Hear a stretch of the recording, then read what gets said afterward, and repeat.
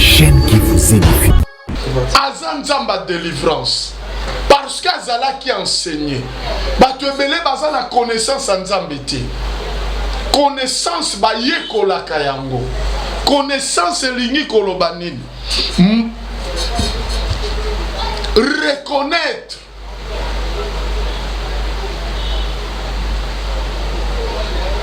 la capacité de quelqu'un. Bato ebele na difficulté, batiki nzambe, bake musika. Yango no mona Israël eyebaki nzambe na maloba. Na maloba ya nzambe. Lelo bato ebele baza na connaissance ya nzambe te po babakisi connaissance humaine. Connaissance humaine est différente na connaissance ya nzambe. Boyebi utaka bisika bazoyeko. Lelo bana nzambe basala nzambe tolingi koyekola te.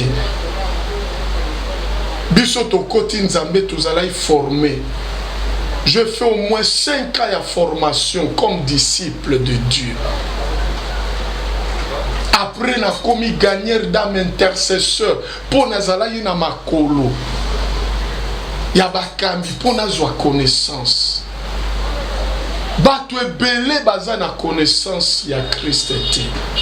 So na tunika mutu moko oyebi Yesu oya botamaka na Maria zanani.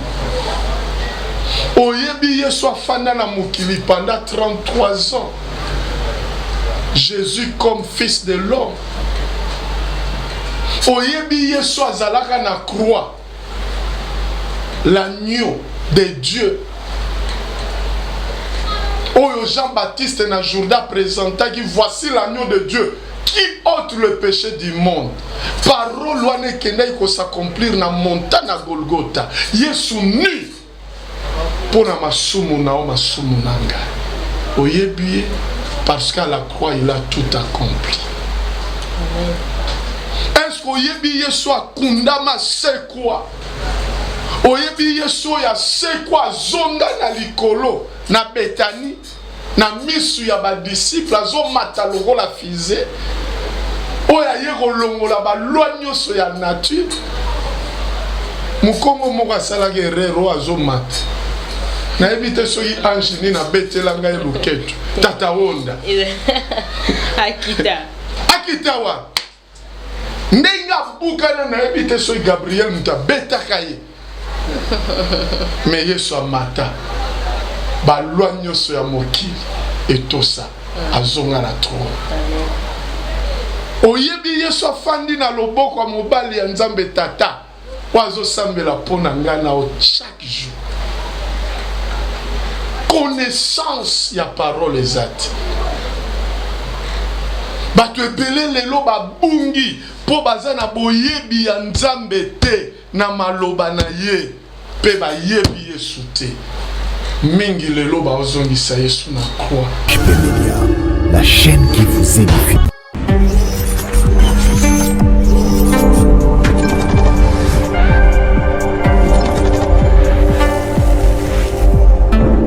Bonjour chers fidèles internautes, tout dépend de l'heure à laquelle vous aurez l'occasion de suivre cette très belle émission présentée par votre humble servante communément appelée Blessing Cassimon de la presse congolaise.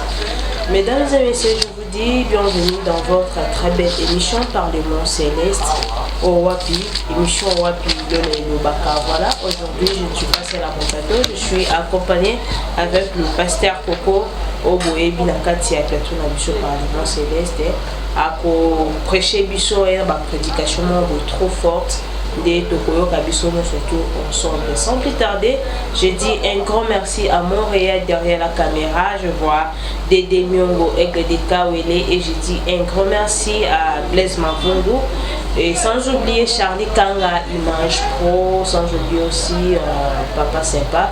Je vous dis un grand merci à vous tous et je dis un grand merci à Papa et Maman. Amani, je vous dis un grand merci. Je dis un grand merci à bateau, surtout dans le commentaire, suggestion, critique. Et ça a énormément plaisir. Bon, continuez toujours à accorder confiance sur là.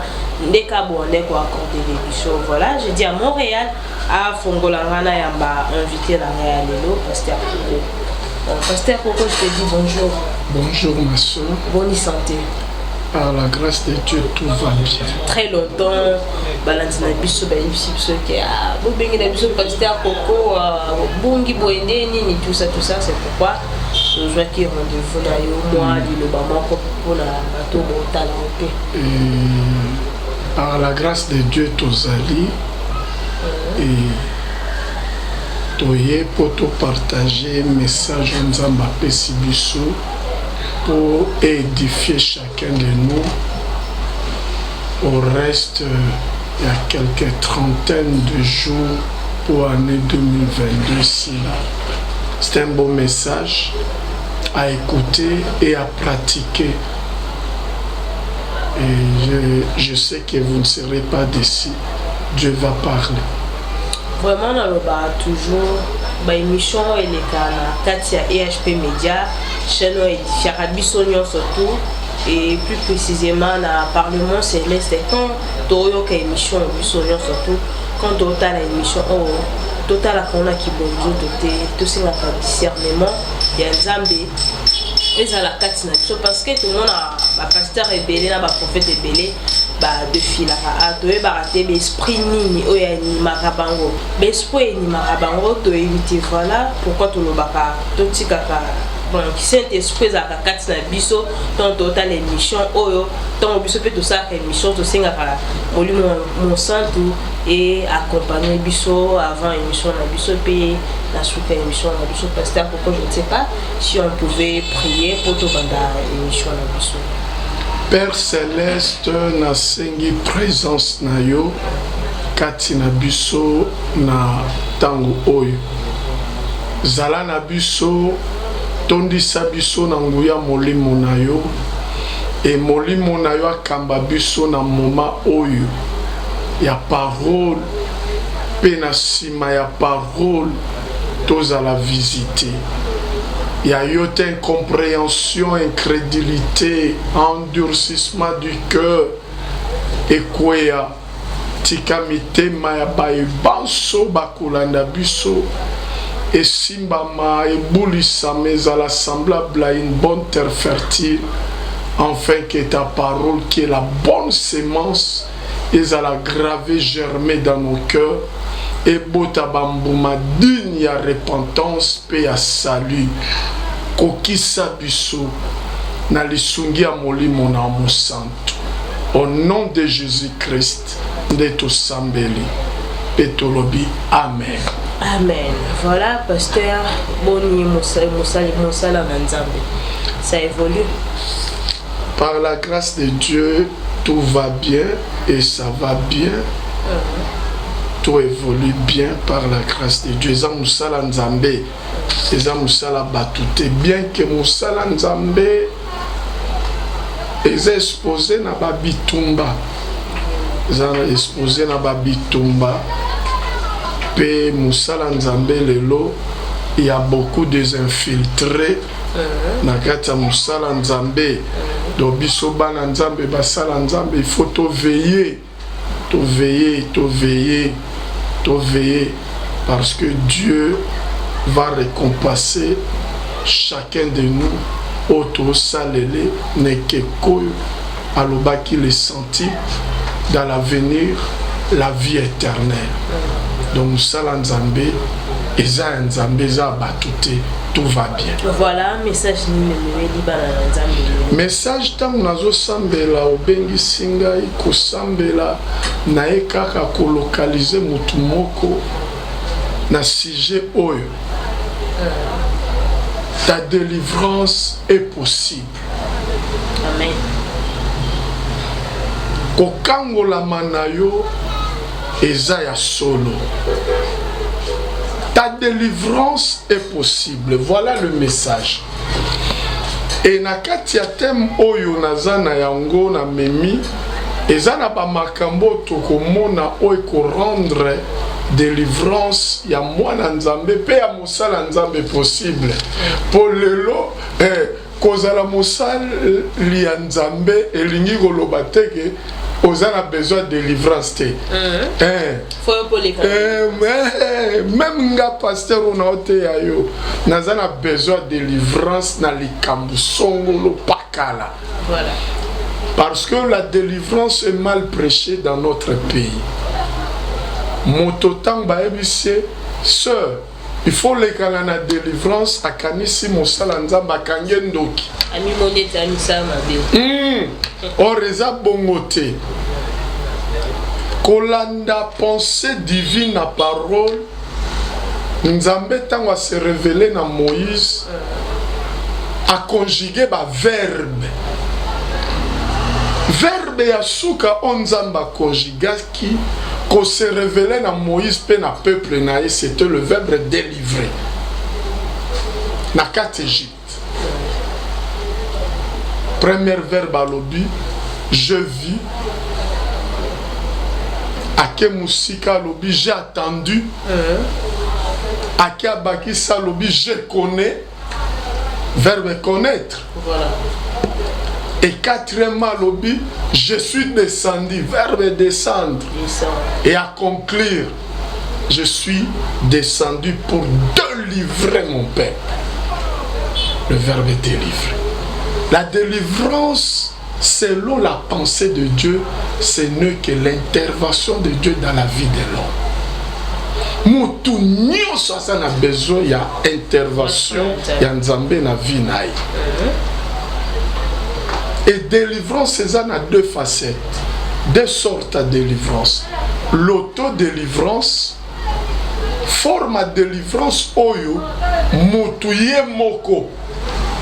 Azo luka nzambe, ponzamba kangola. On a auto-délivrance. Auto-délivrance, ndakisa ya femme à perte de sang. A gaspiller bozunaye, na ba hôpitaux, na maboko, ba médecin, ensuite guérison te. Mais tant que mi lobé la ya lobi na yo sangwa Yesu. So kaka na simbie lamba na na biki. C'était l'auto-délivrance. Le deuxième sorte de délivrance c'est l'exorcisme. Sorte de délivrance au patient malade moto mosalito mwana nzamba zo zwa yango na nzela ya basaleli ya nzambe. Na pesi ndagisa ya résurrection ya Lazare. Yesu azalaki na makoki ya kofungola Lazare basinga. Lazare akufa 4 jours. Yesu alobi Lazare sort. Lazare abimi bakanga e badra na nzoto mubimba basinga na kingo na maboko pe na makolo. Et Yesu ayebisi ba disciples déliez-les, laissez-les aller. La deuxième dimension, il y a délivrance et la responsabilité à Basalanta. Dans mon Bible, confiez-vous à Dieu, vous serez affermis, mais à ses serviteurs, vous réussirez. À ses serviteurs, vous serez délivrés. Ta délivrance est possible, ma soeur. Soko comprendre marambo na lobi ne bandeli. Et délivrance c'est un processus. Processus, voilà. Et ça continuel. Parce que c'est un travail spirituel. Vous verrez la délivrance de l'homme avec Yesu. Azui soya boaki na mabela tena miso atune o monani. Alobi na o mona. Batu, le rôle a bandité. Confusion. Il a fallu soit bimissé, les bandes à ville, pas le beau repos, avec l'anamona clair. Délivrance, c'est un processus, balande la kayango. Délivrance, va battre la kayango. Pour yo perdre yango. Ta délivrance est possible en ces choses. Utakala kino moya lelo nzambo to sambela nzamba délivrance. Na psaume 68 verset 20, David a révélé biso que le Dieu de la Bible est le Dieu de la délivrance. Alobi kumama yo tombwama likolo na nyos. Bisika o bazo nyokola biso yo zali kokangola biso. Là on nous accable. Tu peux lire ça. L'Éternel délivre. Nous sommes combien? Psaume 68, verset 20. 68, David savait que le Dieu de la Bible est le Dieu de la J'ai dit au nom du délivrance. Seigneur. Amen. Béni soit le Seigneur. Pambola matango nyoso. Quand on nous accable, Tango bazo nyoko la biso. Dieu nous délivre. Nzamba zo kango la biso. Kitanasi. Dieu pour nous. Dieu pour nous, Hein? le Dieu de délivrance. Ah! Et l'Éternel, le Seigneur peut nous garantir de la mort. Ah! Tu vois? David a révélé biso que le Dieu de la Bible, le Dieu que nous servons, Azali Nzambe ya délivrance. Tant bazo nyoko la biso, Nzamba zo kangola. Pe Azali Nzamba oya kangolaka. Pe abatelaka biso bisika liyo ezali. Nazo sakola pona muto azolanda ngai. Ta délivrance est possible. Na 37 jours etikali.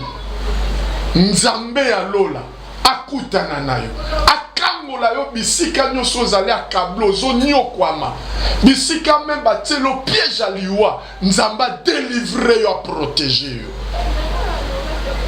Ta délivrance est possible si et seulement si tu crois que le Dieu de la Bible est le Dieu de la délivrance. Yango no monita mtokoti bonzambe banzembo mikolo te. To banzembo mikolo ezo édifié te. Banzembo ya ba groupe de prière toyemba. Nzambe na délivrance sopangu yana nazali na ndeko te yawe. Banzembo ne bande ko édifié. Ah, dika ozo yembo za délivrer. Ya lelo te. Ya lelo te. Ta délivrance est possible. Il y a des pistes, il y a des principes. Oikoki ko mema délivrance na vie na yo rapidement. Instantanément. Parce que le Dieu que nous prêchons est le Dieu de la délivrance. Il est là pour intervenir dans ta vie. Mouki les a secoués. Ba famille a secoué na ba réalité spirituelle ba combat. Nzamba a prêt à intervenir na kana yo. A redélivrer yo. Soki Olandi Mateo Malamu. Naebi ke ba piste belé ba tutoyebi. Mais lelo na eli o piste liboso. Pour muto mon na réellement délivrance na vie na e. Il faut avoir la connaissance en Nzambe. Foye banzambe. Bato ebele toza na église pe tosalela Nzambe. Toyebi Nzambe te. Yango wana omona mutu David, roi, ayebaki Nzambe, ke Nzambe azosalela.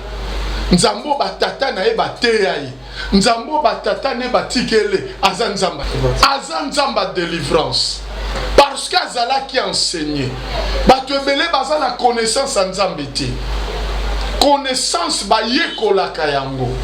Connaissance elingi koloba nini. Reconnaître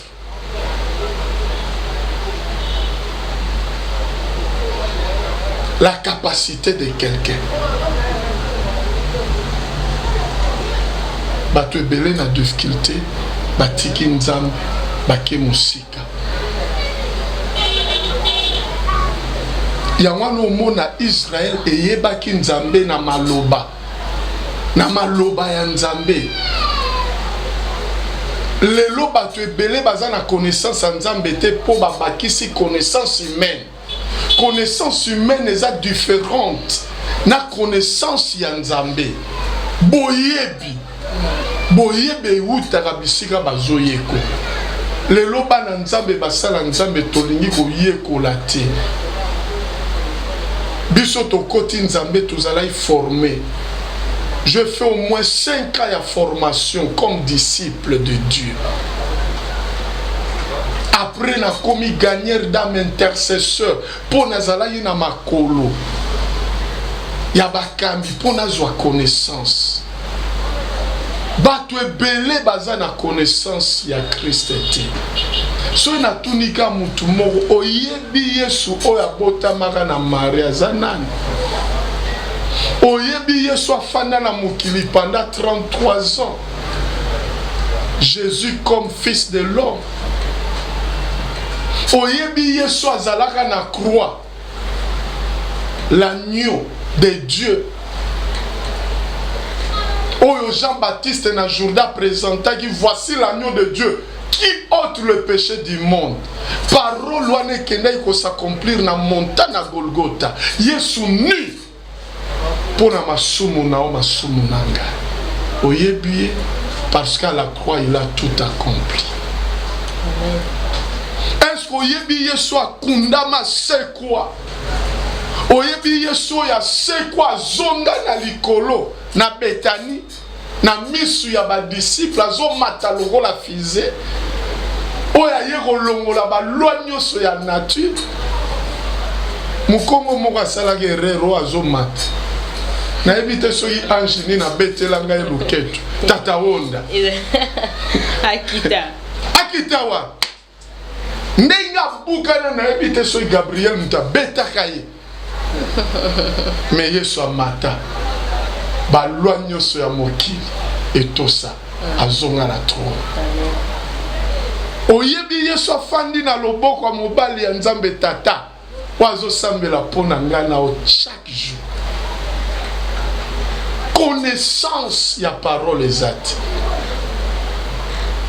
Bato ebele lelo babungi po baza na boyebi ya Nzambe te na maloba na ye pe bayebi Yesu te. Mingi lelo ba ozongisa Yesu na croix. Yesu azali sous na croix terre Crucifié. Jésus est ressuscité, Jésus est vivant. Ta délivrance sera possible si tu as la connaissance de Dieu dans sa parole. Si tu as la connaissance de ce que Jésus a fait à la croix pour toi et pour moi. Oyeba otambola na mukili pe vivre la délivrance. Osée chapitre 4 verset 6. Oza zoloba likambu ya connaissance ya yalanda ngai. Osée,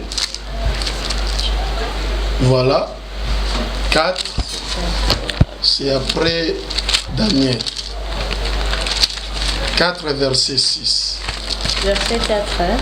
Chapitre 4 verset 6. J'ai lu au nom du Seigneur. Tanga malembe malembe. Mon peuple est détruit. Osée chapitre 4 verset 6. Mon peuple est détruit parce qu'il lui manque la connaissance. Fanda. Libota nanga ba kufi po bazangi boyebi. Nzamba zo reproché Israël Nathan ya prophète Osée. Aye ko découvrir que libota na eza na connaissance Nzambe lisusu te. Parce que libota na ekei ko embrasser binzambi. Bake ko sala prostitution ya molimo. Ebele lelo baza bandumba molimo. Asambela Poyendi manzamba olobela ifonga pasteur na bando tuntuka. Ça c'est pas la prophétie. Prophétie il faut bima il faut na banda bo tuntu bim. Bande konangai. On vous a prophétisé dans le moment où Israël s'est prostitué. Nzamba zo benga peuple ne bandumba. Et na yangwana tinda koze akende kobala mwasi ya ndumba poate ya libota na ye abala Gomer Cananéenne liboso ya peuple Nzambe kobala mupaye ezalaki lisumu kobala ndumba ezalaki abomination ebana nyonso ze abotaki na ndumba oyo bazalaki na bandimbola. Nzamba a reproché Israël. Boza lisu na connaissance d'angate kita. bato bazokufa ebele mpo baza na connaissance ya parole te. Puisque tu as rejeté la connaissance, je te rejetterai et tu seras dépouillé de mon sacerdoce. Ah, yoka, c'est très dangereux. Bandeko tozongela boyebi. Boyebi ya maloba nzambe. Voilà. Toyeba Yesu oyo. Tozoteya. Ndenge Paul ayebisaki bandeko. Oyo ezali tomba na bomo ya Mokristo ezali koyeba savoir Christ. Koyeba Yesu. Yango wana omoni mabunge kote. Baromi kokompare Yesu na bikelamu.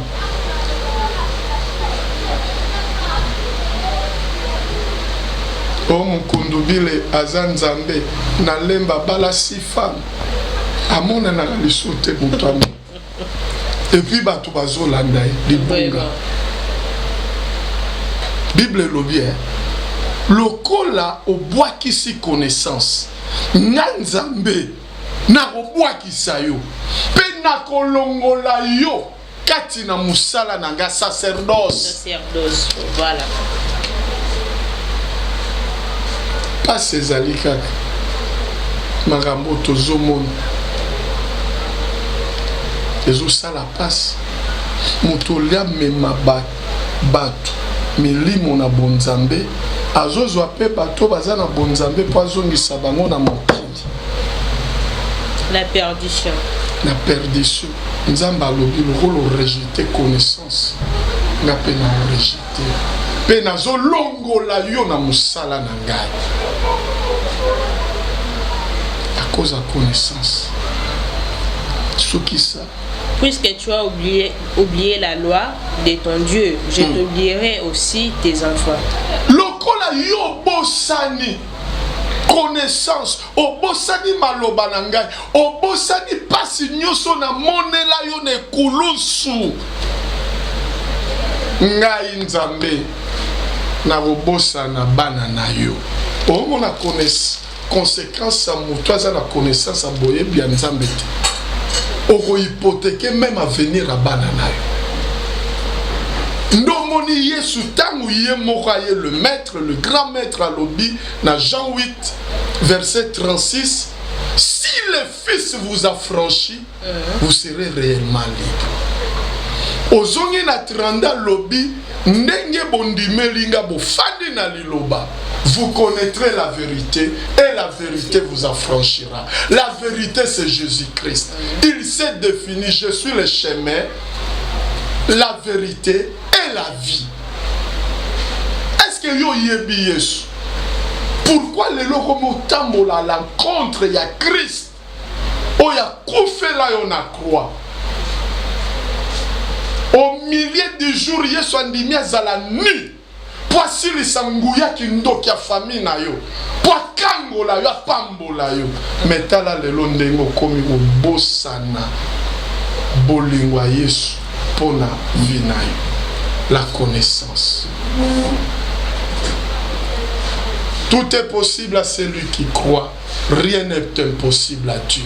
Ta délivrance est possible. Sur Rosalie na connaissance à parole, connaissance ya nzambe na yo. Deuxième point, les actions de grâce. Avec décision. Les actions de grâce, c'est la manifestation de la reconnaissance et de l'appréciation. Nafandi Bonatali, ah, Maréchal Mobutu Akufa. Ah, King Kester akufa. Ah, vie beaucoup la kufa. Azala pena mbono tamu suro de kangai. Ah, Aidina bala kufa. Azala ina nguya kole kangai. Lelo naza envie te. Nzambo. Fona sale l'action de grâce. Action de grâce était le misaka nzambe na vie à mutu. Beaucoup de chrétiens, des hommes de Dieu, ce sont des ingrats. C'est très dangereux, même la Bible dit au temps de la fin, il y aura beaucoup de gens seront ingrats vis-à-vis de Dieu, même vis-à-vis de ceux qui les ont aidés de réussir dans la vie. Yaya na mona ndeko akoko bota na leli mwana na ngai na mone kala mbule beti jeudi balobi mwana na yo akenda ko bota akufi mwana tikali bakundi me yaya ozotala nga lelo zali mama na Genovi, mama na Kenaya, mama na Blanchimé, mama na Joël. 6 enfants au boti pozoni eza na baninga bakenda bazonga opesela bamuni. La chaîne qui vous édifie.